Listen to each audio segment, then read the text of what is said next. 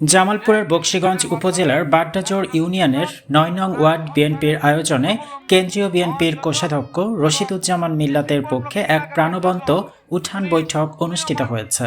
এ সময় ইউনিয়ন ও উপজেলা বিএনপির নেতৃবৃন্দ ভোটারদের দ্বারে দ্বারে গিয়ে কুশল বিনিময় করেন এবং ধানের শীষের পক্ষে সমর্থন ও দোয়া প্রার্থনা করেন। উঠান বৈঠকে সভাপতিত্ব করেন বাড্ডাজোড় ইউনিয়ন বিএনপির সভাপতি আলহাজ আক্তার হোসাইন মাস্টার। প্রধান অতিথি হিসেবে উপস্থিত ছিলেন বকশীগঞ্জ উপজেলা বিএনপির সহ সভাপতি মোতালেব সরকার। বিশেষ অতিথি হিসেবে উপস্থিত ছিলেন আফ্রিকান প্রবাসী সাজু, আব্দুল খালেক লাবলু হাজি, ওয়ার্ড যুবদলের জাহাঙ্গীর আলম সহ বিভিন্ন অঙ্গ সংগঠনের নেতৃবৃন্দ। বিগত সরকারের আমলে যখন বিএনপি ক্ষমতা ছিল, কৃষি ঋণ কিন্তু আপনারা জানেন ৫,০০০ টাকা পর্যন্ত কৃষি ঋণ মওকুফ করে দিয়েছিলেন। এটা কি আপনারা কেউ জানেন? ৫,০০০ টাকা পর্যন্ত কৃষি ঋণ মওকুফ করে দিয়েছিলেন।